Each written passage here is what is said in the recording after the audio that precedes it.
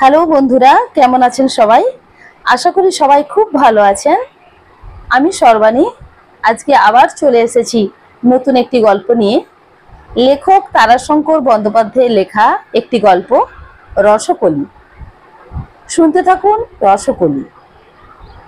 পালপুকুরের ঘাটের ওপরেই প্রকাণ্ড বটগাছটার একটা শিকড় বিশাল অজগরের মতো কুণ্ডলি পাকাইয়া গর্তের ভিতর মুখ সেধাইয়া যেন পিঠে রোদ পোহাইতেছি।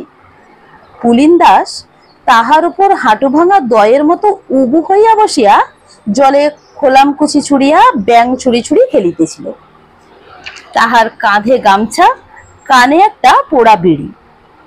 মিতে বলাই দাস আসিয়া ডাকিল, এই যে পেলা, উঠে আয়। ওরে ও খেপাচণ্ডী, উঠে আয়। খুড়ো যে। পুলিন হাতের খোলমকুচিটা জলের পরিবর্তে মাটিতে আছড়াইয়া কহিল, এসেছে বেটা বুড়ো। বলাই সোৎসাহে কহিল, আর দেরি নাই, উঠে আয়। উভয়েই গ্রামের পথ ধরিল। বলাই আগে, পুলিন পিছনে। পুলিন সহসা কহিল, বউটা খুব কাঁদছে, নয় রে বলা? বলা কহিল, খুব আচার বিচার করছে। মাথাটা তাহার প্রায় ঘাড়ের নিকটে হেলিয়া পড়িল, ঠোঁট দুইটা চিবুক পর্যন্ত বাঁকিয়া গেল। আবার উভয়ে নীরব। রাস্তা ধরিয়া চলিয়াছে। একটা গাই রাস্তার ধারে পতিত জমিতে লম্বা দড়িতে বাঁধা ঘাস খাইতেছিল। জানি না পুলিন কেন কৌতুকের চট করিয়া বাঁ হাতে দুইটা আঙুল গাইটার পিঠটা টিপিয়া টিপিয়া ঘড় ঘোত শব্দে নাসিকা গর্জন করিয়া উঠিল। সহেক সঙ্গে গাইটাও মাথা নাড়িয়া লাফাইয়া উঠিল। পুলিন সলম্ফে হাত দুই সরিয়া আসিয়া কহিল, মাইরি কি তেজ রে, আমার বউটাও ঠিক এমন, মাথা নেড়েই আছে। পুলিন চন্দ্রের এক দেহশ্রী ভিন্ন আর কিছুই প্রশংসা করিবার মতো ছিল না। তাহার দেহখানি সুন্দর, দীর্ঘ আকার, সবল দেহ, বর্ণ গৌর, কোকড়ানো চুল, আর সর্বাঙ্গ বেরিয়া বেশ একটি মিষ্ট লাবণ্য। এছাড়া আর কোনো গুণই ছিল না। বুদ্ধির খ্যাতি তো কোনো কালেই নাই। বাল্যকালের পাঠশালায় গুরু মহাশয় 1 পয়সায় 3টে আম, তা 3টে আমের কত দাম ছাড়া 3টি ঘন্টাতেও বুঝাইতে না পারিয়া নিজেই তাহার বই দপ্তর গুছাইয়া বগলে পুরিয়া দিয়া কহিয়াছিলেন, বাবা শুভঙ্কর যে এ জন্মে বৈরাগী কুলে জন্ম নিয়ে হিসেবে বৈরাগ্য করেছেন তা জানতাম না। তোমার পড়ানো আমার কর্ম নয়। ইহার উপর সে ছিল যেন মূর্তিমান বেতাল। মজলিসে হয়তো লঙ্কা কাণ্ডের মতো ভীষণ গম্ভীর আলোচনা চলিতেছে। বুড়া জাম্বুবান হয়তো মন্ত্রণা দিতেছে। মজলিস শুদ্ধ লোক স্তম্ভিত, নিস্তব্ধ। সহসা সেখানে পুলিনচন্দ্র যেন কৌতুকের কাতুকুতুতে গুলগুল করিয়া হাসিয়া ওঠে। এ মাইরি আমার খুড়োকে লিখেছে তেমুন্ডে বুড়ো, ইয়া চুল, ইয়া দাড়ি, ঠিক ঠিক জাম্বুবান জাম্বুবান। আবার হয়তো হানু ভানুর মিতালির সঙ্গে মজলিস তো মজলিস, দেবগণ পর্যন্ত হাসিয়া আকুল। সেখানে পুলিন বিস্ময়ে হতবাক, চোখ দুইটা ছানা বড়ার মতো করে বিস্ফারিত। পাশের লোককে বলে, কি মাইরি যে হাসিস তা ঠিক নাই। তারপর সোৎসাহে বাহবা দেয়, বলিহারি বাপু হনু, বাবুদের পেয়দার চেয়েও তুমি জিন্দে পালোয়ান। গ্রন্থাগারও বাদ যান না। পুলিন কহে, বইটার কিন্তু ভারী চহট মাইরি, নিয়ে একেবারে অবাক জল্পন লাগিয়ে দিয়েছে। আবার রাবণ বধে সীতা উদ্ধারে আনন্দিত শ্রোতমণ্ডলী আবেগে জয়ধ্বনি করিয়া ওঠে। বিচিত্র পুলিন, বিচিত্র তাহার রসবোধ। সে সরলজ চোখকে বলে, হা হা, এতগুলো বেধবা হলো, আহা। আবার সঙ্গে সঙ্গেই ব্যগ্র অনুসন্ধানে কহে, আচ্ছা লঙ্কায় তাহলে মাছের সের কত করে হলো? 1 পয়সা না 2 পয়সা? তা লেখে নাই। লোকে তাই বুদ্ধিহীনের ওপর রং চড়াইয়া কহে খেপা। পুলিন রাগে না, হাস্যমুখে উত্তর দেয়, রাগে একজন আর লজ্জায় দুঃখে মরিয়া যায় আর একজন। দুইজনের প্রথমটি পুলিনের স্ত্রী, বয়স 18-19, গোলগাল আটোসাটো দেহ, নাম গোপিনী। কিন্তু পুলিন কহে সাপিনী। পুলিনের নির্বুদ্ধিতায়, লজ্জায়, খোঁচায় গোপিনীর রাগে সাপিনীর মতোই গর্জায়। কথাগুলিও বাহির হয় সাপিনীর জিহার মতোই লকলকে তীক্ষ্ণ ভয়াবহ। নির্বোধ সর্বজনের হাস্যস্পদ স্বামীর ঘরে শত লজ্জার মধ্যেও সান্ত্বনার একটি আশ্রয় গোপিনীর মিলিয়াছিল। সে ওই দ্বিতীয় ব্যক্তিটি, যে পুলিনের জন্য লজ্জায় দুঃখে মরমে মরিয়া থাকিত। সে পুলিনের বৃদ্ধ খুড়ো রামদাস মহান্ত, যাহার সহিত পুলিন জাম্বুবানের সাদৃশ্য দেখিতে পায়। রামদাসের অবস্থা বেশ ভালোই, মোটা জোত জমা, উঠানে বড় বড় মোরাই, ঘরে দুগ্ধবতী গাভী, গ্রামে 2-10 টাকার তেজারতি। তবে তাহার চেহারাটা আজ শুধু চুলদারির জন্যই নয়, চিরকালই কেমন বেয়াড়া বিশ্রী। তাই যৌবনে যখন সে শ্রীমতীকে লইয়া পরম আগ্রহে সংসার পাতিয়াছিল, তখন শ্রীমতী রামদাসের ওই বদ চেহারার জন্যই নাকি তাহার পাতানো সংসারে লাথি মারিয়া কোথায় একদিন উধাও হইয়া গিয়াছিল। গৃহী বৈরাগ্যীর বংশধর রামদাস শ্রীমতীর সন্ধানে হরেক রকম তালি দেয়া আলখাল্লা পরিয়া ঝোলা কাঁধে ভবঘুরে ভিখারি বৈরাগী সাজিল। শোকে সংসারকে ঝাড়িয়া ফেলিয়া দিল, কিন্তু সংসার তাহাকে ছাড়িল না। শ্রীমতীর সন্ধান মিলিল না, কিন্তু তাহার ভিক্ষার ঝুলির মধ্যে কোনোদিন স্ত্রী আসিয়া প্রবেশ করিয়া তাহাকে সংসারের দিকে ফিরাইল। তখন ভিক্ষার সঞ্চরেই তাহার 300 টাকা পুঁজি, আর বাড়ি জোত জমার ধান ঠিকাদার ভাগাদের কাছে বেশ মোটা হইয়া জমিয়াছিল। শ্রীমতীর অভাবে রামদাস স্ত্রীকে লইয়া বেশ আটালো করিয়া সংসার বাঁধিল। 5 জনে কহিল, মহান্ত, এইবার ভালো করে সংসার পাতো, একটি ভালো দেখে বষ্টমী। রামদাস কহিল, রাধে রাধে, ও কথা ছাড়ান দাও দাদা। রাধারানী আমার মনেই ভালো, ধ্যানেই সোজা, বাইরে বেজায় বাঁকা। বাঁকা রায়ের লাঞ্ছনাটাই দেখো না। জয় রাধে, শ্রীমতী শ্রীমতী। কে একজন স্ত্রী জাতির কি একটা নিন্দা করিল। মহান্ত মাথা নাড়িয়া জিভ কাটিয়া সবিনয়ে প্রতিবাদ করিল, রাধে রাধে, ও কথা বলো না, বলতে নেই। শ্রীমতীর জাত, ওরা সবাই ভালো। একজন ঠোঁটকাটা কঠোর রসিকতা করিয়া ফেলিল, তা তোমার শ্রীমতী? মহান্ত হাসিয়া কহিল, বললাম যে দাদা, শ্রীমতীর জাত ওরা। সুন্দর নিয়ে যে কারবার ওদের, অসুন্দরকে কে কবে পছন্দ করে দাদা।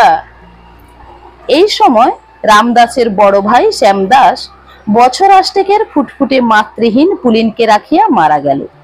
রামদাস পুলিনকে বুকে করিয়া না বিয়াই শ্যামের মা হইয়া উঠিল।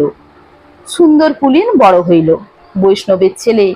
কীর্তনের আখড়ায় খোল করতাল ছাড়িয়া লাঠির আখড়ায় লাঠি ধরিতে শিখিল। বলা সঙ্গী হইল, গাঁজা ধরিল। রামদাস শাসন করিতে পারিল না, শুধু দুঃখই করিল। তবু মনে মনে নিজেই সান্ত্বনা খুঁজিয়া লইল। বেশ, একটি গোছালো বউ আসিলেই পুলিনের মানুষ হবে। বোকা বুদ্ধিমান হইবে, ঘর বুঝিবে, না বুঝে ঘর বুঝে চাপিয়া পরিচয় করিয়া লইবে। রামদাস পুলিনের জন্য পাত্রী খুঁজিতে লাগিল। সৌরভী বৈষ্ণবী আসিয়া কহিল, মহান্ত, তা আমার মঞ্জরির সঙ্গে পুলিনের বিয়ে দাও না কেন? ছেলেবেলার সাথী দুটি, বাবু খুব। রামদাস কহিল, রাধে রাধে, তা যেন হয় না সৌরভী। আমরা হলাম জাত বৈষ্ণব, আর তোমরা ভেকধারী। সৌরভী ছিল ধোপার মেয়ে, ভেক লইয়া বৈষ্ণবী হইয়াছে। তাহার মেয়ের সঙ্গে ভাইপোর বিবাহ দিতে রামদাসের রুচি হইল না। না হইলে সৌরভীর মেয়ে মঞ্জরি বেশ সুশ্রী, বেশ নজরে ধরা মেয়ে, তবে একটু রসচ্ছলা, যাকে বলে ডগমগ ভাব, সেইভাবে সে চঞ্চল। চলিতে তাহার দেহে হিল্লোল খেলিয়া যায়, কথা বলিতে হাসি উপচেয়া পড়ে, হাসিতে নিটল গালে টোল পড়ে, শিব গ্রীবাতি ঈষৎ বাঁকাইয়া দাঁড়ায়, নাকে রসকলি কাটে, চূড়া বাঁধিয়া চুল বাঁধে, কথার ধরনটাও তাহার কেমন বাঁকা। লোকে কত কি বলে, কিন্তু তাহাতে তাহার কিছু আসে যায় না। নদীর বুকে লোহার চিরেও দাগ আঁকে না, স্রোতও বন্ধ হয় না। মঞ্জরি পুলিনের চেয়ে বছর দশেকের ছোট। বাল্যসাথী দুইজনের ভাবও খুব। পুলিন সময়ে অসময়ে মঞ্জরিদের বাড়ি যায়, মঞ্জরি সাদরে অভ্যর্থনা করে, দীপ্তি ফুটিয়া ওঠে, রসচ্ছলা আরো উচ্ছল হইয়া ওঠে। পুলিন কহে, কি হে রসকলি, করছো কি? দুজনে রসকলি পাতাইয়াছি। মঞ্জরি মুচকি হাসিয়া সুরে বলে, তোমায় আঁকছি হে অঙ্গে যতন করে। পুলিন একথার উত্তর খুঁজিয়া পায় না। অভাব অভিযোগে কতকদিন মঞ্জরির মা সৌরভী আসিয়া কহে, দেখলো মঞ্জরি, 2 টাকা কারু কাছে পাওয়া যায় কিনা, নইলে তো খাড়ুটা বাধা দিতে হবে। মঞ্জরি বলে, খাড়ু আমি বাধা দেব না রসকলি, তুমি টাকা এনে দাও। পুলিন শশব্যস্তে বলে, সে কি রসকলির মা, খাড়ু বাধা দেবে কি, আমি টাকা এনে দেই। সৌরভী আপত্তি করিলে মঞ্জরি কহে, কেন, রসকলি কি আমার পর? খুড়ার তহবিল সন্ধান করিয়া না পাইলে চাউল বিক্রয় করিয়া সে টাকা আনিয়া দেয়। আবার মঞ্জরি কখনো কখনো পুলিনের হাত চাপিয়া ধরিয়া বলে, না তুমি দিতে পাবে না, ও মায়ের চালাকি। মায়ে যে ঝগড়া হয়, পুলিন ব্যস্ত হইয়া ওঠে, কিন্তু মঞ্জরি কহে, খবরদার, আরই করব। 10 বছর বয়সে মঞ্জরির একবার বিবাহ হইয়াছিল, কিন্তু পাত্রটিকে মঞ্জরির পছন্দ হয় নাই, তাই তাহাকে সে নাকচ করিয়া দিয়াছে। সে বেচারি বহুবার মঞ্জরির জন্য হাঁটাহাঁটি করিয়া শেষে অন্যত্র বিবাহ করিয়া সংসার পাতিয়াছে, মঞ্জরিকে ছাড়পত্র করিয়াছে। নানা কারণে রামদাস সৌরভীকে প্রত্যাখ্যান করিল, রামদাস সৌরভীকে ফিরাইয়া দিল। সৌরভী ঘরে গিয়া পুলিনকে ফিরাইয়া দিল, কহিল, বাবা, মেয়ের আমার সমস্ত বয়স, তুমি আর এসো না, একেই তো 5 জনে 5 কথা বলে। মনে ভেবেছিলাম তোমরা দুটি ছেলেবেলার সাথী, 2 হাত এক করে দিয়ে দেখে চোখ জুড়বো। তোমার কাকা তা দেবে না, আমাকে তো আমার মেয়ে বিয়ে দিতে হবে। কথাটা পুলিনের বড় বাজিল।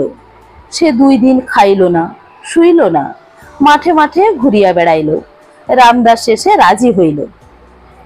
বেশ, মঞ্জরির সঙ্গেই পুলিনের বিবাহ হোক। সময়টা হলির, রামদাস শ্রীধাম বৃন্দাবন যাইবে, তা স্থির হইল যে রামদাস ফিরিলে বিবাহ হইবে। কিন্তু ওপরালার অভিপ্রায় অন্যরূপ। শ্রীধামে সহসা একদিন রামদাসের সঙ্গে হারানো শ্রীমতীর দেখা হইয়া গেল। শ্রীমতী তখন গাছতলায় কলেরায় ছটফট করিতেছে, পাশে 12-13 বছরের মেয়ে গোপিনী বসিয়া অঝোর ঝরে কাঁদিতেছিল। স্ত্রীলোকটির কাতরানিতে আর বালিকাটির কান্নায় দয়া পরবশ হইয়া রামদাস সাহায্যে অগ্রসর হইয়া রোগিণীর পাশে বসিল। ক্ষণিক তাহার মুখপানে চাহিল, সাগ্রহে ডাকিল, শ্রীমতী। উরোগ যন্ত্রণায় কাতর শ্রীমতী রামদাসের মুখপানে চাহিয়া খোপাইয়া কাঁদিয়া উঠিল। রামদাস উত্তরীয় প্রান্ত দিয়া চোখ মুছাইয়া দিল। শ্রীমতী তাহার পা 2টা চাপিয়া ধরিয়া কহিল, আমার যাবার সময় পায়ের ধুলো দাও, আর এই মেয়েটিকে নাও, বড় ভালো মেয়ে, মায়ের মতো নয়, পারো তো পুলিনের সঙ্গে বিয়ে দিও, ভয় নেই, অজাতের মেয়ে নয়। সেই যে বাউল প্রেমদাসকে মনে পড়ে, সেও জাত বৈষ্ণব, তারই মেয়ে। রামদাস কাতর কণ্ঠে কহিল, শ্রীমতী, রাধারানী, আমি যে তোমার তরে আজও শূন্য ঘর বেঁধে বসে আছি। শ্রীমতী সে কথার কোনো উত্তর দিল না, শুধু কন্যা গোপিনীকে কহিল, মা, এই তোর বাপ, এর সঙ্গে যা, আমার চেয়েও আদরে রাখবে। আর একটা কথা গোপিনী, কখনো যেন স্বামী ছাড়িসনি। হৈবষ্টম থাকুক নিয়ম, তবু হতে সুখ নেই। শ্রীমতীকে বৃন্দাবনে বিসর্জন দিয়া গোপিনীকে লইয়া রামদাস বাড়ি ফিরিল। সৌরভীকে ডাকিয়া 50-100, শেষে 200টি টাকা হাতে দিয়া কহিল, সৌরভী, আমার বাক্তি থেকে খালাস দাও। এক মুঠা টাকা খুঁটে বাঁধিয়া সৌরভী হাসি মুখেই বাড়ি ফিরিল। সৌরভী মঞ্জরীর জন্য পাত্র ঠিক করিল, কিন্তু মঞ্জরী কহিল না। মা শেষে রাগ করিয়া রামদাসের টাকা লইয়া বৃন্দাবনে চলিয়া গেল। মঞ্জরী 2 দিন কাঁদিল, তারপর আবার উঠিল, ক্রমে হাসিল, রসকলি গাঁথিল, কিন্তু বিবাহ করিল না। এদিকে পুলিনের সঙ্গে গোপিনীর বিবাহ হইয়া গেল। পুলিন যেন মঞ্জরীর নেশা ভুলিল। সে দিন রাত্রি ঘরেই থাকে, বাড়ির বাহির হয় না। দেখিয়া রামদাস সুখে হাসিল। মঞ্জরী 2-4 দিন পুলিনের অপেক্ষা করিয়া শেষে একদিন চূড়া করিয়া চুল বাঁধিয়া নাকে রসকলি কাটিয়া পান চিবাইতে চিবাইতে রামদাসের বাড়িতে আসিয়া উঠিল। রামদাস তখন বাড়িতে ছিল না। উঠানে দাঁড়াইয়া মঞ্জরী মুচকি হাসিয়া ঘরের রুদ্ধদ্বারকে উদ্দেশ্য করিয়াই বলিল, কই হে রসকলি, বউ দেখাও হে। পুলিন ঘরের ভিতরে গোপিনীর সহিত কথা কহিতেছিল। মঞ্জরীর আওয়াজ পাইয়া অন্য দুয়ার দিয়া সে ছুটিয়া পলাইয়া গেল। গোপিনী নত মুখে ঘরের মধ্যে দাঁড়াইয়া রহিল। মঞ্জরী ঘরে ঢুকিয়া গোপিনীর ঘোমটা তুলিয়া দেখিয়া ঠোঁটের আগায় পিচ কাটিয়া কহিল, তুমি বউ? গোপিনী মুখ তুলিয়া চাহিল। মঞ্জরী আবার কহিল, তা হ্যাঁ বউ, রসকলির তোমার পছন্দ হয়েছে? গোপিনী এবার কথা কহিল, যেন চিমটি কাটিয়া কহিল, না। মঞ্জরী বলিল, বাহ, এই যে পাখি পড়ে বেশ। তা হ্যাঁ বউ, কেন পছন্দ হয়নি কিছু জেনেছ? গোপিনী সেই চিমটি কাটার মতোই কহিল, রসকলি কাটতে জানি নাকি না, তাই। মঞ্জরী সব বুঝিল। এবার সে হাসিয়া বিস্ময়ের ভঙ্গিতে গালে হাত দিয়া কহিল, তাই নাকি? তা আমার কাছে রসকলি কাটা শিখবে বউ? গোপিনী কহিল, শেখাবে? দেখো ঠিক তোমার মতনটি হওয়া চাই। মঞ্জরী কহিল, তাই শেখাবো, কিন্তু ধৈর্য ধরে থাকা চাই। পারবে তো? গোপিনী কহিল, পারবো, কিন্তু তোমার সময় হবে তো? বলি, আসবো কখন? রসময়রা ছাড়বে তো? মঞ্জরী এবার ঠেকার দিয়া কহিল, আমার রসময়রা নয়, অসময় এসে তোমায় দেবে। তোমার অসময় যে একদণ্ড ছাড়ে না দেখি। গোপিনী কহিল, ও 2 দিন, এখন নতুন নতুন নালতর শাকে, তারপর বুড়া গরু ঠিক দামে গিয়া পড়বে, ভয় নাই। মঞ্জরী একটু ঝংকার দিয়ে কহিল, তা ভাই, বুড়ো গরু বেঁধে রাখলেই হয়? যার দড়ি নাই তার আবার গরু পোষবার শখ কেন? গোপিনীও এবার একটু ঝংকার দিয়া কহিল, ঘোড়া হলে কি চাবুকের অভাব হয়? হ্যাঁ, তা হয় না। যখন গরু পুষেছি তখন দড়ি কিনা জুটবে? বলি, পরনের কাপড়ের আঁচল আছে তো, তাতেই বাঁধবো। মঞ্জরী হাসিয়া কহিল, যদি ছিঁড়ে পালিয়ে যায়? গোপিনী কহিল, ইস, সাধ্য কি? মঞ্জরী কহিল, দেখো। গোপিনী সেই দম্ভ ভরেই কহিল, তখন না হয় ছেঁড়া আঁচল গলায় দিয়া ঝুলবো হে, তা বলে জ্যান্তে তো আর ভাগাড়ে দিতে পারি না। ইহার পর মঞ্জরী আর কথা কহিল না। আচমকাই যেন বাড়ি ফিরিল। তখন মুখখানায় হাসি ছিল না, যেন থমথমে জল ভরা মেঘ। পরদিন হইতে রসকলির বাড়িতে পুলিনের আদর যেন বাড়িয়া গেল। লোক পাঠাইয়া পুলিনকে আনাইল, তাহার লজ্জা ভাঙিয়া দিল। এখন আর পুলিনের গাঁজার আড্ডায় মঞ্জরী ঝংকার দেয় না, সঙ্গী বলাকে দেখিয়া বিরক্ত হয় না। এখন কথায় কথায় মঞ্জরী যেন ঢলিয়া পড়ে, পান দেয়। পুলিন আবার বাড়ি ছাড়িল। পূর্বের চেয়ে যেন শক্ত করিয়া মঞ্জরির বাড়িতে আড্ডা গাড়িল। মঞ্জরি মাঝে মাঝে এসো বলে, রসকলি, এ তো ভালো কাজ হচ্ছে না। পুলিন হৎকার মতো কহে, কে? মঞ্জরি মুচকি হাসিয়া বলে, এই আমার বাড়িতে এমন করে 24 ঘন্টা পড়ে থাকা। পুলিন তেমনি ভাবেই বলে, কেন? মঞ্জরি সুর করিয়া গান ধরে, 5 শিকের বষ্টমী তোমার ও গো ঘোষা করেছে, ঘোষা করেছে। পুলিন কহে, ভ্যাট। গোপিনী সত্য সত্যই রাগ করিল, কিন্তু ভাঙায় কে? যাহার উপর মান, সে যে মানের মুখেই ছাই দিয়া দিল। সে খাবার সময় আসে, 2টা খায়, দেশের দেশের হাস্য সম্পদ হইয়া ফেরে। মঞ্জরির বাড়ি আড্ডা জমায়, ঘরের পয়সা পর্যন্ত মঞ্জরির ঘরে তুলিয়া দিয়া আসে।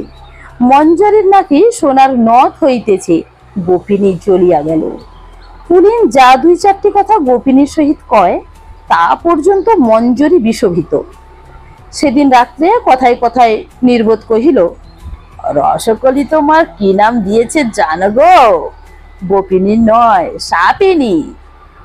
তা সত্যি, সবেতেই তোমার ফোঁস। গোপিনী একটা জ্বলন্ত অগ্নিবর্ষী কটাক্ষ হানিয়া ছুটিয়া পালাইল। রাত্রি দ্বীপ্রহর। বাহিরে কাঁদিতে কাঁদিতে মনে পড়িল, সে বলিয়াছিল, যদি আঁচল ছেড়ে তবে ছেঁড়া আঁচল গলায় দিয়ে ঝুলিবে।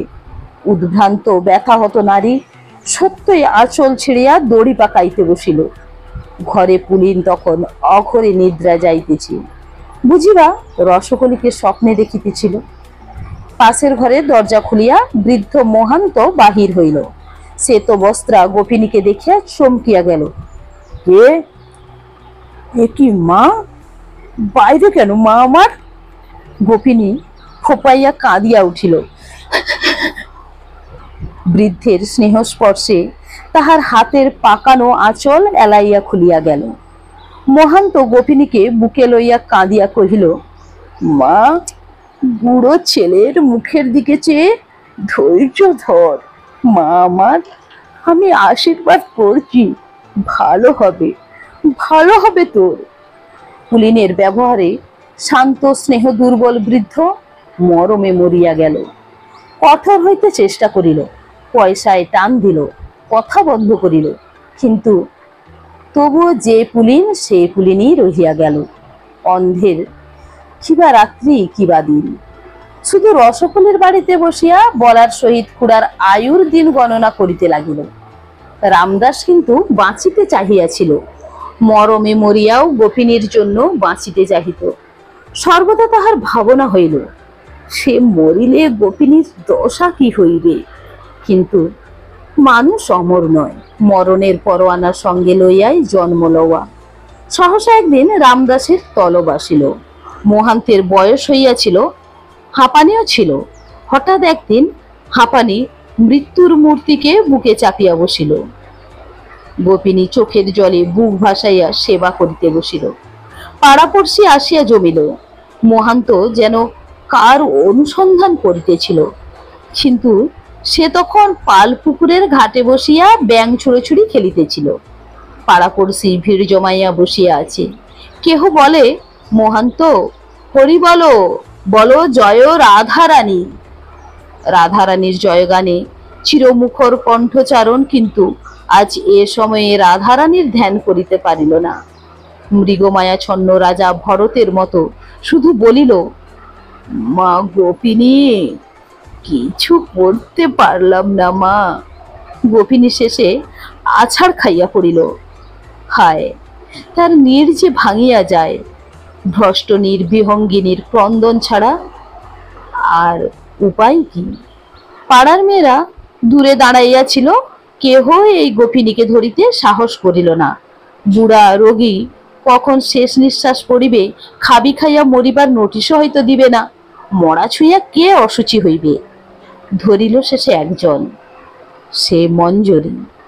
মঞ্জরি আসিয়ায় শোকবিহলা গোপিনীকে ধরিল, কহিল, ভয় কি? মুমূর্ষ মহান্ত একটা দীর্ঘশ্বাস ফেলিয়া টানিয়া টানিয়া কহিল, গ্রামের 5 জন আছেন। আমার শেষ ইচ্ছা বলে যাই, আমার স্থাবর সম্পত্তির মালিক হলো গোপিনী। আর সকলের কাছে এই ভিক্ষে, ছেলেটাকে যেন ওই বেশ্যার হাত থেকে বাঁচিও। কথাটায় সকলের চক্ষু গিয়া পড়িল মঞ্জরীর উপর। সকলেই ভাবিতেছিল সে কি করিয়া বসে, সে কি করিয়া বসে। কিন্তু মঞ্জরী গোপিনীর এলানো দেহখানি পরম সান্ত্বনা ভরে জড়াইয়া বসিয়াছিল, বসিয়াই রহিল। চাঞ্চল্য দেখা গেল না। মহান্ত যখন কথাটা আরম্ভ করে তখনই বলার সঙ্গে পুলিন আসিয়া পৌঁছিয়াছিল। সেও কথাটা শুনিল। কথাটা আজ তাহাকে প্রথম আঘাত দিল। মান অপমানের স্বাদ আজ সে বুঝিল, প্রথম বুঝিল। লোকে তখন মহান্তের শেষ ইচ্ছার সমালোচনায় ব্যস্ত। পুলিন দাওয়া হইতে নামিয়া পড়িল, কেহ লক্ষ্য করিল না। কিন্তু মঞ্জরী ডাকিল, যাচ্ছ কোথা? পুলিন কহিল, আর এ বাড়িতে নয়। মঞ্জরী কহিল, ছি, এ কি রাগের সময়? এসো, খুড়োর মুখে জল দাও, কানে নাম শোনাও। পাড়া শুদ্ধ লোক এই বেহায়া মেয়েটার সীমাহীন নির্লজ্জতায় অবাক হইয়া তাহার মুখপানে চাহিয়া রহিল। মেয়েরা গালে হাত দিল। পুলিনও মঞ্জরীর মুখপানে চাহিল, তারপর ধীরে ধীরে খুড়ার শিয়রে বসিয়া মুখে গঙ্গা জল দিল। ডাকিয়া কহিল, বলো কাকা, জয় রাধা রানী। বৃদ্ধ কহিল, জয় রাধা রানী। দয়া করো মা, অনাথিনীকে দুঃখিনীকে দয়া করো মা। বেলা 2:30 প্রহরের সময় রামদাস মরিল। অন্ত্যেষ্টিক্রিয়া শেষ হইতে রাত্রি 1 প্রহর হইয়া গেল। তখন মঞ্জরী গোপিনীকে কহিল, তবে আমি আসি। গোপিনী বলিল, এসো। মঞ্জরী চারিদিকে চাহিয়া সরল ভাবেই কহিল, কর্তা কই? একাকী থাকতে ভয় করবে না তো? গোপিনীর মনে হইল মঞ্জরী বুঝি তাহাকে ঠাট্টা করিল। সে উত্তর করিল, আসা যাওয়া যখন একা, তখন একা থাকতে ভয় করলে চলবে কেন? আর একাই তো থাকা একরকম। মঞ্জরী কথাটা গায়ে না লইয়াই কহিল, আমি কিন্তু ভাই একা থাকতে পারতাম না।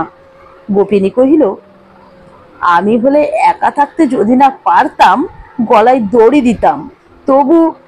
মঞ্জরী এবার একটু ঝাঁকিয়া উত্তর দিল, বলাই ষাট, মরবো কেন? আসি ভাই, কিন্তু রসকলি গেল কোথায়? গোপিনী ক্ষিপ্তের মতো কহিল, রসকলি নাকেই আছি, ঘরে গিয়ে আয়না নিয়ে দেখো, পোড়া মুখের ওপরেই ঝলমল করছি। মঞ্জরী এই আকস্মিক আঘাতে যেন বিহল হইয়া পড়িল। বহু কষ্টে আত্মসংবরণ করিয়া কিন্তু শেষটা উত্তরের বেলায় বলিয়া ফেলিল, রসকলি তো নিজের নাকেই থাকে বউ, এই যে কেড়ে নেওয়া যায় না, তা তুমি যদি চাও তো না হয় দেওয়ার চেষ্টা করি। গোপিনী ফোঁস করিয়া বলিয়া দিল, কি বললে তুমি? তোমার কাছ থেকে ভিক্ষে আমি চাইনি, চাইনি, যাও তুমি যাও। কথাগুলি ক্রুদ্ধ এক নিঃশ্বাসে বলিয়াই সে ঘরে ঢুকিয়া মঞ্জরীর মুখের উপরেই দরজাটা দড়াম করিয়া বন্ধ করিয়া দিল। মঞ্জরী ধীরে ধীরে বাড়ি ফিরিল। বুকের ভিতর তাহার যেন আগুন জ্বলিতেছিল। সাপিনীর এত বিষ, আপনার বিষে হতভাগিনী আপনি জর্জর হইয়া মরু।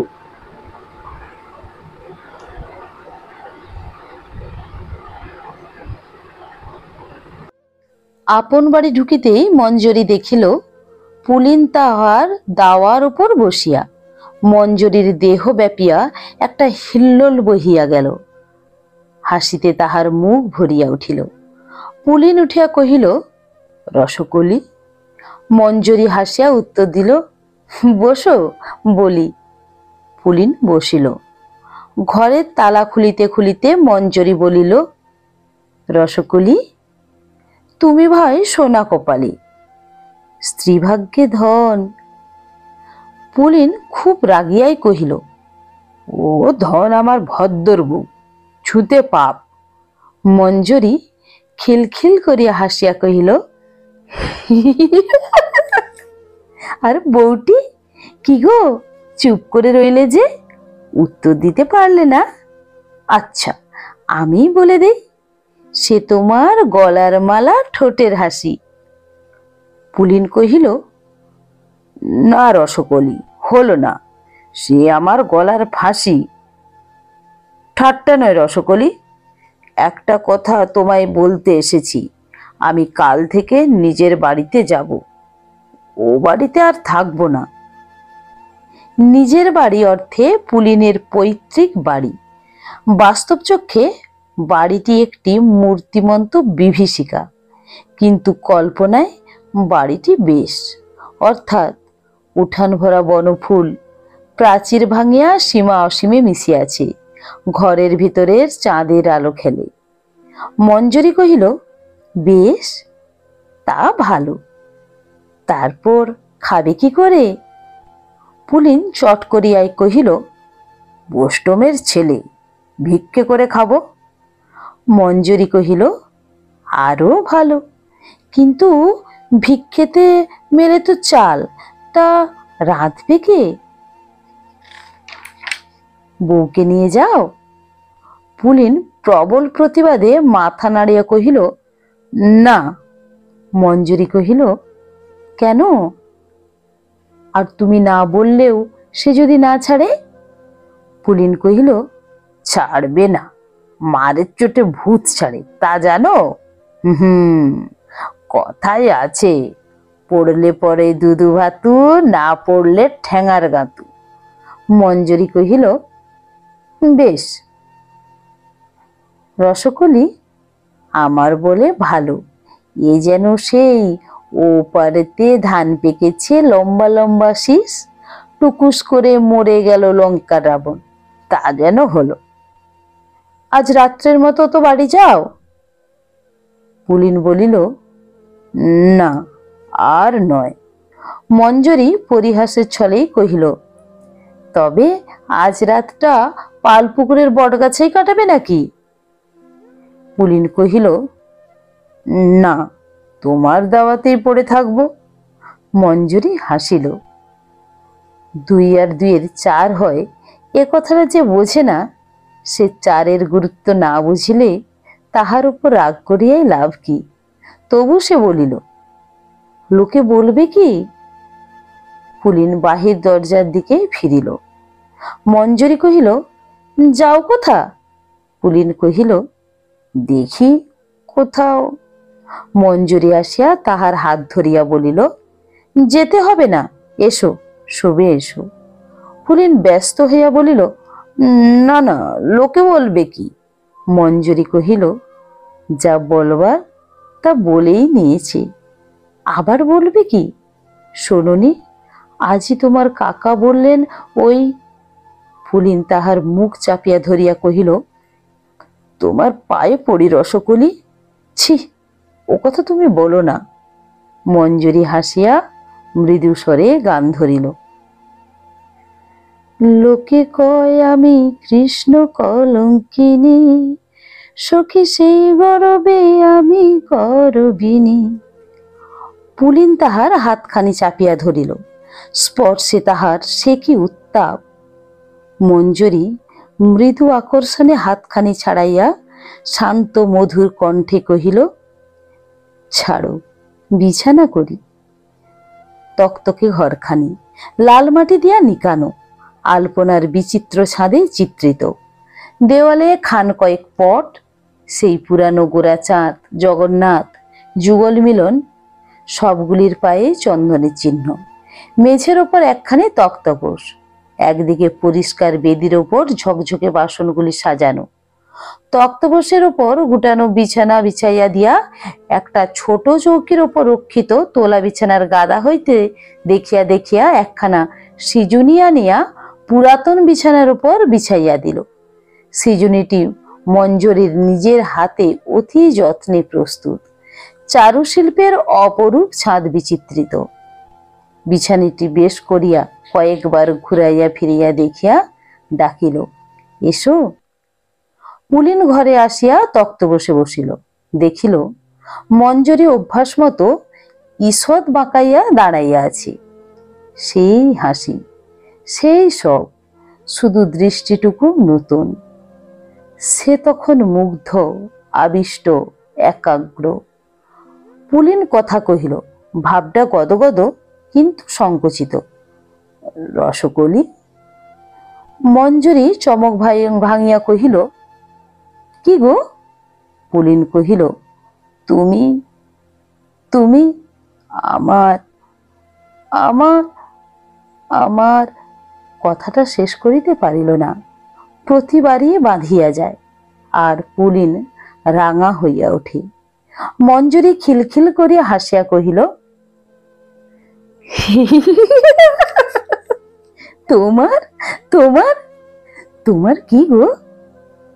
কৌতুকে গ্রীবা বাঁকাইয়া খানিকক্ষণ পুলিনের নত লজ্জিত মুখের ওপর উজ্জ্বল দৃষ্টি হানিয়া সহসা মঞ্জুরি তাহার মুখ পুলিনের কানের কাছে লইয়া গিয়া বলিল, আমি তো তোমারই গো। কথাটা বলিয়ায় সে চট করিয়া ঘর হইতে বাহির হইয়া গেল, চঞ্চল লঘু গতিতে, ছোট তরিত গতি ঝর্ণাটির মতো। বাহিরে গিয়া দরজা টানিয়া শিকল আঁটিয়া দিল। একরাশ দমকা দক্ষিণা বাতাস আসিয়া যেন পুলিনকে তৃপ্ত করিয়া আচমকাই চলিয়া গেল। শিকল টানিয়া দিয়া আঁচলে চোখ মুছিতে মুছিতে ঢেকি সেলাই আসিয়া মঞ্জুরি আঁচল পাতিয়া শুইয়া পড়িল। রাত্রিতে পুলিন আসে নাই। বেলা এক প্রহর হইয়া গেল, তবুও দেখা নাই। গোপিনী অপেক্ষায় বসিয়াছিল। সহসা সে সব ঝাড়িয়া ফেলিয়া উঠিল, স্নান সারিয়া রান্না চড়াইল। খুট করিয়া শব্দ হইল, ওই বুঝি আসিল। প্রবল অভিমানে ব্যগ্র দৃষ্টিকে রান্নার কড়াই সে নিবিষ্ট করিল। হাতের খুন্তি প্রয়োজনাতিরিক্ত অতি বিক্রমে ঘুরিয়া ঘুরিয়া খন খন খন। এই বুঝি ডাকে, সাপিনী হে। পোষা বিড়ালটা দাওয়ায় লাফাইয়া উঠিয়া ডাকিল, মিয়াও মিয়াও মিয়াও। আর দৃষ্টি মানিল না, ফিরিল। কিন্তু কই, শূন্য অঙ্গন, ভেজানো বহির্দ্বার, মানুষের বার্তা তো দিল না। হাতের খুন্তিটা সজরে বিড়ালটার পিঠে হানিয়া গোপিনী গালি পাড়িল, বেরো বেরো বেরো, আপদ বেরো। কতক্ষণ কাটিয়া গেল। গোপিনীর মনে হইল বুঝিবা একটা যুগ। সহসা বহির্দ্বার খুলিয়া বলাই আসিয়া দাওয়ায় বসিল। হাতের হুকা টানিতে টানিতে কহিল, শুনেছ মিতে নেই? কাল রেতে মিতে যে মঞ্জুরির বাড়িতে। বলাই পুলিনের মিতে, তাই গোপিনীকে ডাকিত মিতেনি, গোপিনী ডাকিত মিতে। গোপিনী কহিল, শুনি নাই, তবে জানি। বলাই বলিল, আবার নিজের ঘর সাফ হচ্ছে, সেইখানে থাকবে, এ বাড়িতে থাকবে না। একটা লজ্জা ঢাকিতে 5টা লজ্জার মাথা লইতে হয়।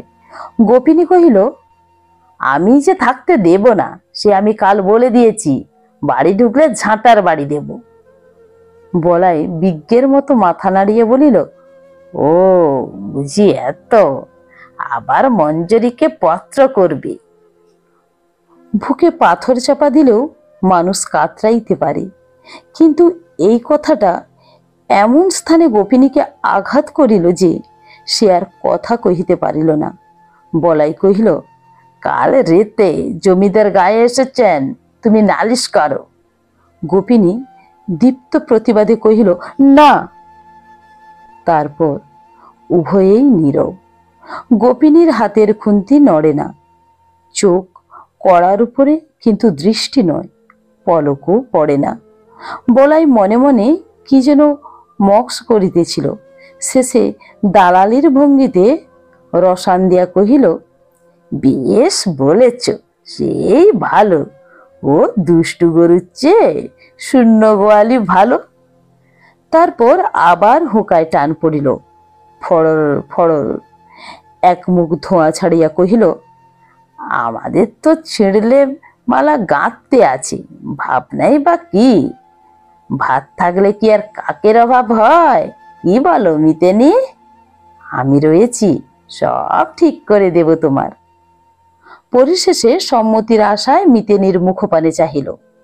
মিতেনি কোনো কথার উত্তর না দিয়া ঘরে ঢুকিয়া দরজা বন্ধ করিয়া দিল। রান্না পুড়িতে লাগিল। পুলিন কোদালি হাতে বাড়ি সাফ করিতেছিল। অনভ্যাসের ফোঁটায় কপাল চড়চড় করে পুলিন ঘামিয়া যেন নাহিয়া উঠিতেছিল। হাত টাটাইয়া উঠিয়াছি, তবু কাজ সারা চাই। স্ত্রীলোকের অন্নদাস, ছি, তার বড় লজ্জা আর কি। মিতে বলাই আসিয়া কহিল, ভালো রে মিতে, তা ভালো। পুলিন কোদালি নামাইয়া বলিল, কলকেতে কিছু আছে? হুকলয়, অসুজ আমার। বলা কলিকাটা খসাইয়া পুলিনকে দিল। ধূত্র ফুলির ছাদে হাত ফাঁদিয়া পুলিন টান মারিল।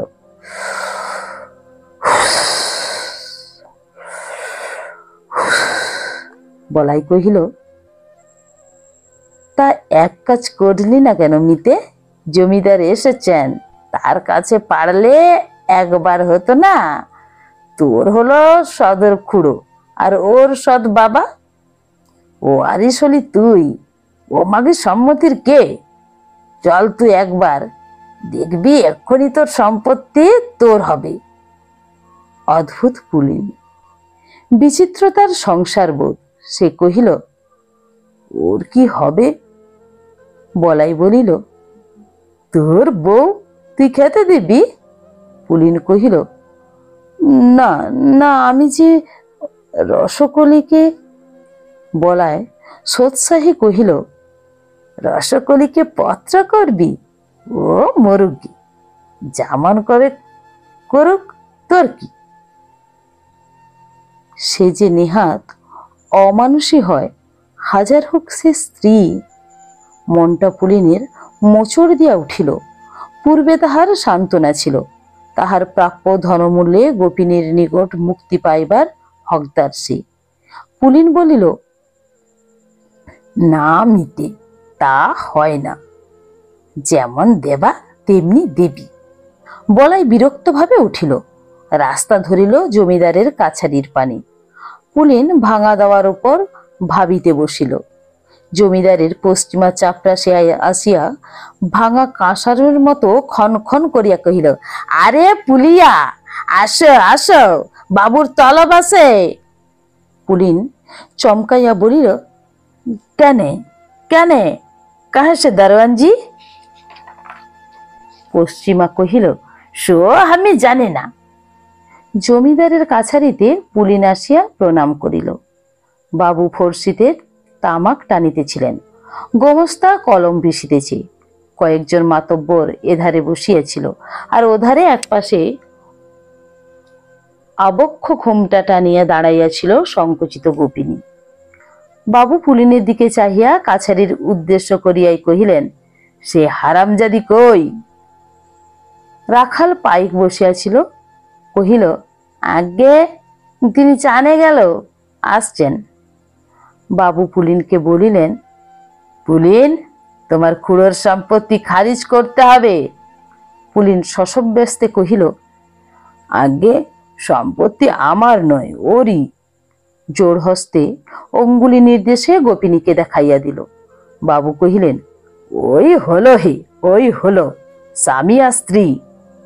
মুখ থাকতে নাকে ভাত, খাই কে হে? আর তুমি থাকতে সম্পত্তির ওকে, ও সম্পত্তি পেলে কি করে? কথা কও গো, চুপ করে থাকলে চলবে না। অগত্যা গোপিনী মৃদু কণ্ঠে বলিল, আজ্ঞে, তিনি আমায় দিয়ে গিয়েছেন। বাবু কহিলেন, তোমাকেই তবে খারিজ করতে হবে, 500 টাকা লাগবে। পুলিন বলিল, আজ্ঞে, ও মেয়ে মানুষ। বাবু ধমক দিয়া কহিলেন, তুই থাম বেটা। বলো গো, তুমি বলো, আবার চুপ করলে যে? উত্তর দাও, 500 টাকা চাই আমার। পথভ্রান্তকে যে পথ দেখাইয়া দেয় সেই পথেই সে চলে। কিংকর্তব্য বিমূঢ়া গোপিনী পুলিনের কথা ধরিয়াই বলিল, আজ্ঞে, আমি যে মেয়ে মানুষ। বাবু কহিলেন, আরে সম্পত্তি তো মেয়ে মানুষ নয়। আচ্ছা, না পারো সম্পত্তি তুমি পুলিনকে ছেড়ে দাও। পুলিন শশব্যস্তে বলিল, আজ্ঞে না। গোপিনীও বলিল, আজ্ঞে না। বাবু চটিয়া কহিলেন, আচ্ছা, সম্পত্তি সদরে বাজেয়াপ্ত হইবে। আর পুলিন, তুই বেটা ওই মঞ্জরীকে নিয়ে গায়ে ঢলাঢলি করছিস কেন? ওসব হবে না, পরিবার নিয়েই থাকতে হবে। অভিমান অনবুঝ, স্থানকাল জ্ঞান নাই। পুলিন কিছু না বলিতেই গোপিনী মাথা নাড়িয়ে বলিল, না। প্রতিবাদে বাবু চটিয়া দীপ্ত কণ্ঠে কহিলেন, চুপ রও হারামজাদি, ওই পুলিনকে নিয়েই তোকে থাকতে হবে। গোপিনী আতখাইয়া কাঁদিয়া উঠিল। ঠিক তখনই মঞ্জরী আসিয়া ভূমিষ্ঠ হইয়া প্রণাম করিয়া কহিল, বাবু, আমায় তলব করেছেন? বাবু মুখ ফিরাইয়া আর কথা কহিতে পারিলেন না। সম্মুখে রসচ্ছলা মেয়েটি, চূড়ার মতো চুল বাঁধা, নাকে রসকলি আঁকা, মুখে মিষ্টি হাসি, গাল দুইটি ঈষৎ টোল। মঞ্জরীকে দেখিয়া ক্ষণিক তাহার কথা সরিল না। মঞ্জরী পুনরায় বলিল, হুজুর। চমক ভাঙিয়া বাবু কহিলেন, হ্যাঁ, এসো।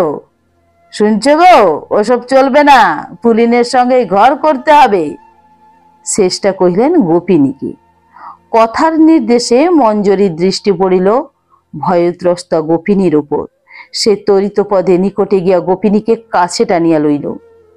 আশ্বাস লোকে কথাতেও পায়, দৃষ্টিতেও পায়, স্পর্শেও পায়। গোপিনী মঞ্জরীকে জড়াইয়া ধরিয়া কহিল, রসকলি। উজ্জ্বল হাসিতে মঞ্জরীর মুখখানি দীপ্ত হইয়া উঠিল। ভয় কি রসকলি? বাবু পুনরায় কহিলেন, বুঝলে, এই আমার হুকুম। উত্তর দাও, রাজি কিনা? শুনেছিস পুলিন? পুলিন, গোপিনী উভয়েই নীরব।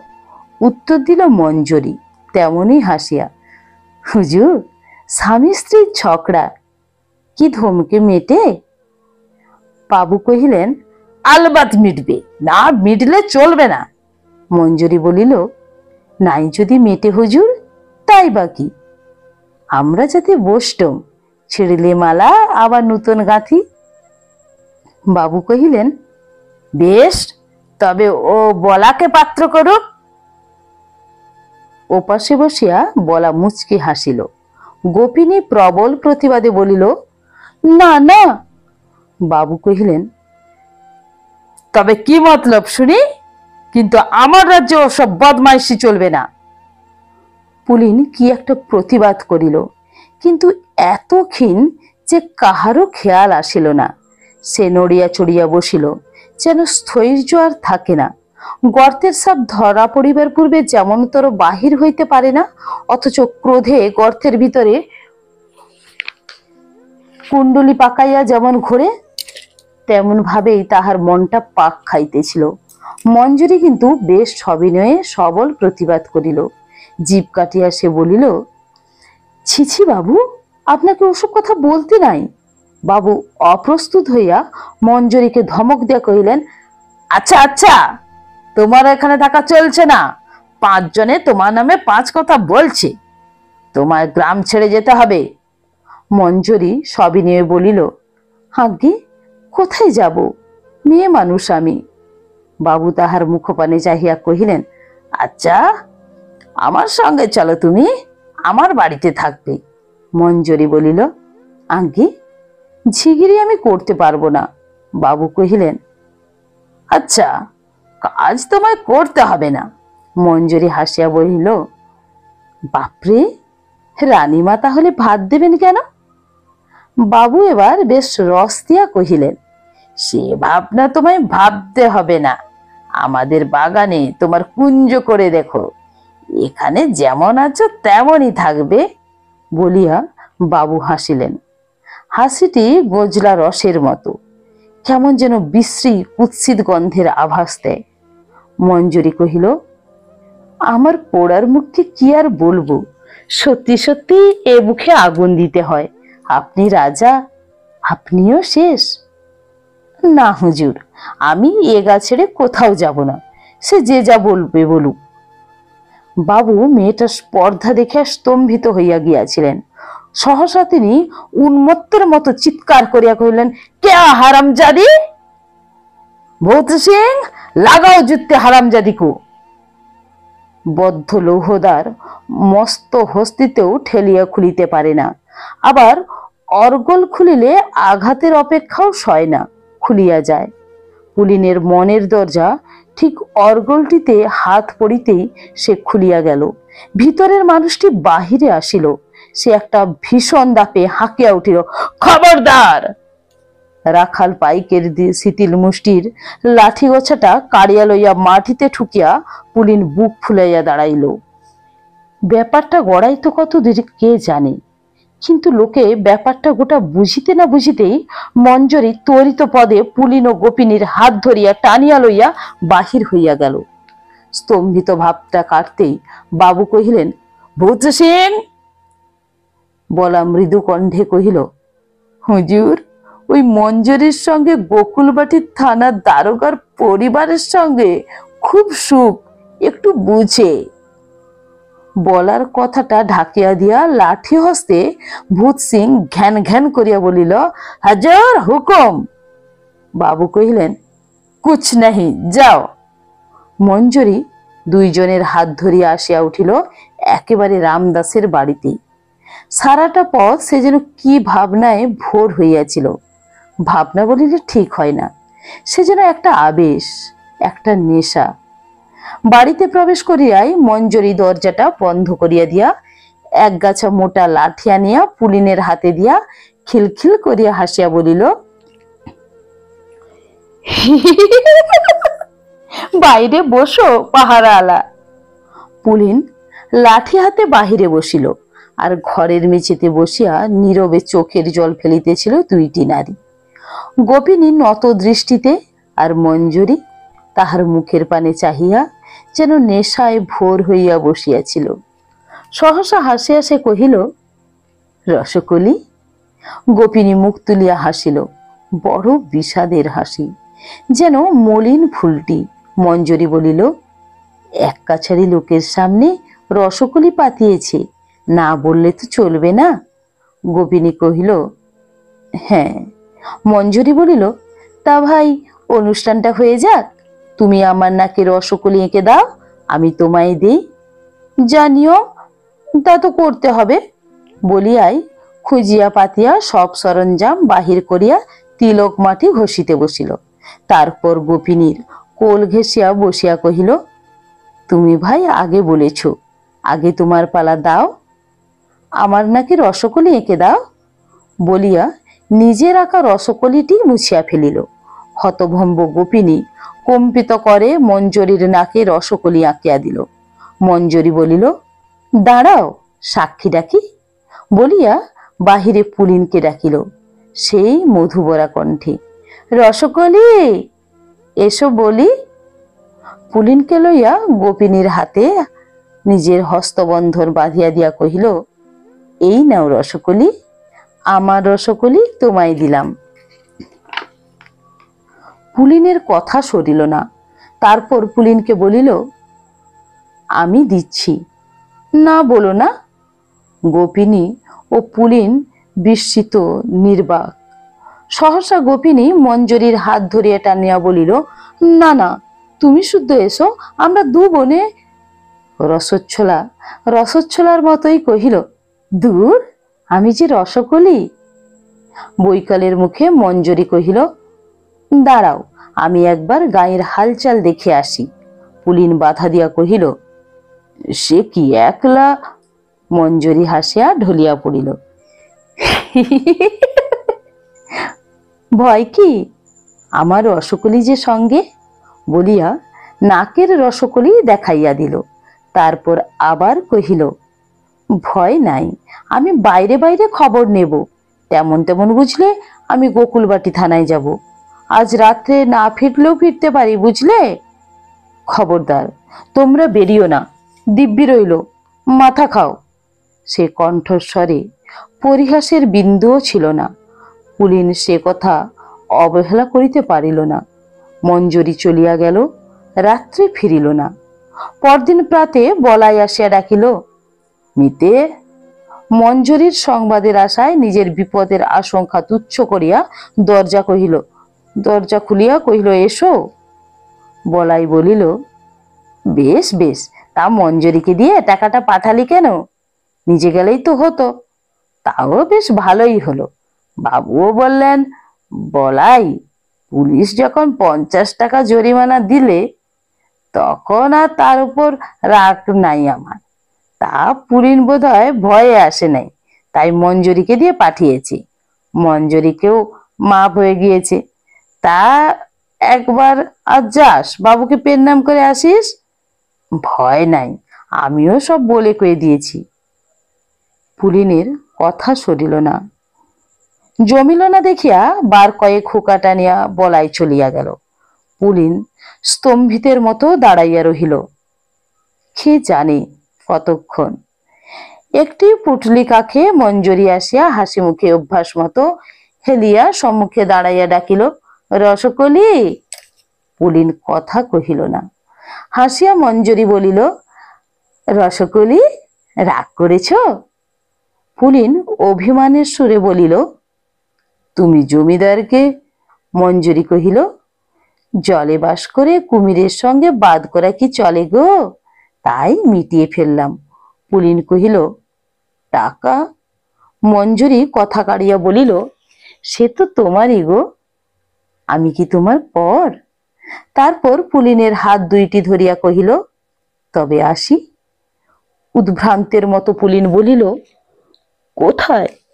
মঞ্জরী কহিল, বৃন্দাবন। পুলিন অভিমান করিয়া বলিল, রসকলি। মঞ্জরী কহিল, আমি তো তোমারই গো। গোপিনী দ্বারের পিছনে ছিল, সম্মুখে আসিয়া যেন দাবি করিল, না, যেতে পাবে না। মঞ্জরী বলিল, তীর্থের সাজ খুলে কুকুর হব? গোপিনী কহিল, বলো তবে ফিরে আসবে? মঞ্জরী বলিল, আসব। গোপিনী কহিল, আসবে? দেখো। উত্তর না দিয়া মঞ্জরী হাসিয়া পুটলিটি তুলিয়া রাস্তায় নামিয়া পড়িল। বিচিত্র সে হাসি, রহস্যের মায়া মাধুরীতে ভরা। কে জানে তার অর্থ? চলিতে চলিতে গান ধরিল, লোকে কয় আমি কৃষ্ণ কলঙ্কিনী, সখী সেই গরবে আমি করবিনী। নাকে তাহার রসকলি, মুখে তাহার হাসি, চলনে সে কি হিল্লোল। রসধারা যেন সর্বাঙ্গ ছাপাইয়া ঝরিতেছিল।